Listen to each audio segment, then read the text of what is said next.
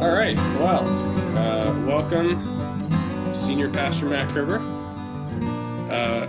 We have Martin Luther with us behind me.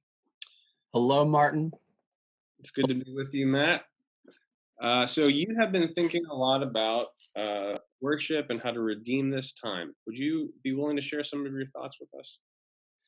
Sure. I think most of us find the normal patterns of our life are such that we get busy and we have so many different things pulling on us, demands coming from different directions, and there's a lot of things that we know are good that we struggle to do. And I think one of the things in that category is our spiritual health, our relationship with God.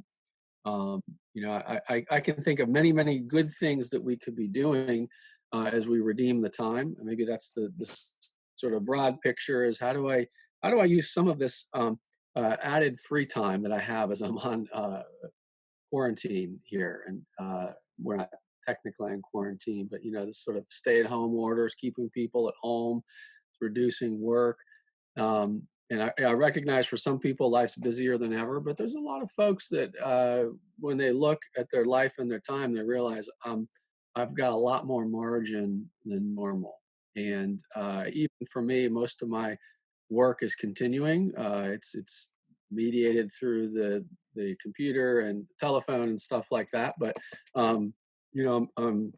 even for me, I am finding that I'm a little more margin around the edges. The pace is a little slower, Mhm. and so the big question in my mind is how do we use that well, and not just fill it with more mindless activity and more distraction, but how do we receive this as a gift and use it for good purposes? So um, I think there's many ways that I could go. Cleaning the house, exercising in ways that we're able to, pursuing relationships, phone or email or however we do it. But the particular thing that's been on my mind has been how we pursue spiritual health and how we see growth in our relationship with God. That for many Christians, they would say, I really should be reading the Bible more. I wish I had more time for prayer. And what do you know? We have more time. Mhm. And how do we use this time to do those things that we've been saying all along? I wish I did it more. You know, when when when the opportunity presents itself, how do we take hold of it? Mm. So, how has your own personal devotions been? What's that been like with family worship in your own house? Well, thinking about a broader trajectory, more than just this last couple weeks since the COVID-19 pushed people back into their homes more. I would say in general, it is an ongoing struggle. Um, I would, for me personally, if I go back to the beginning of my Christian life, I really became a committed follower of Jesus as I was finishing college, and time in prayer and reading the Bible to have a healthy spiritual life. And I just saw such a need for that. I always fell short of what I thought I should be doing idealistically, but um, I recognized the need, and I think there was a lot of teaching at that time. So this would have been the late '90s. There was I just can remember so many conferences I would go to, and there would be a main talk on how to do a personal quiet time, and to the point where sometimes Christianity seemed to be, mostly about your individual, me and Jesus. Here's how we're relating my quiet time. There was such a focus on that. Mm.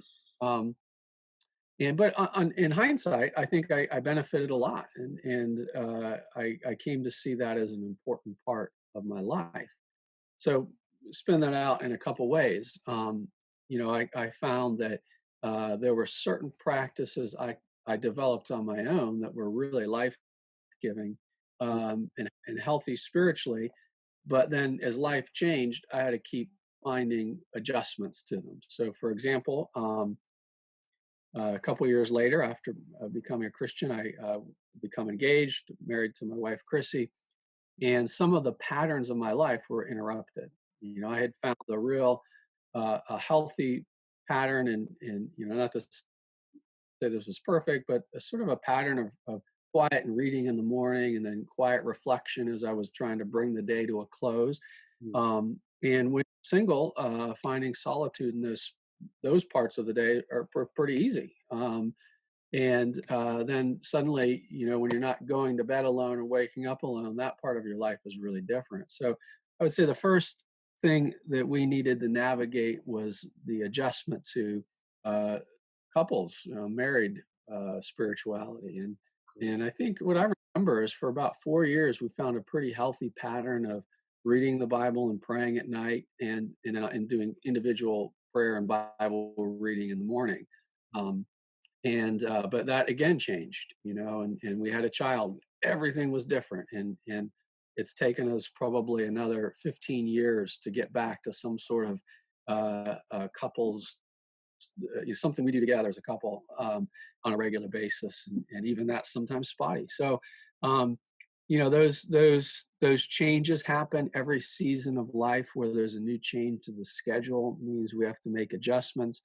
And, you know, for the last 5 years, 4 or 5 years, I've been more intentional trying to do a family worship with our kids Mm. uh, in ways that they couldn't do when they were younger very easily.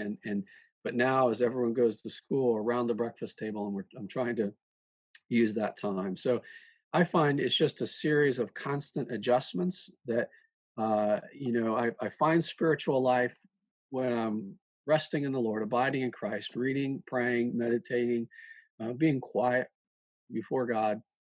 And yet there's so many good things in life that necessarily force adjustments. Mm.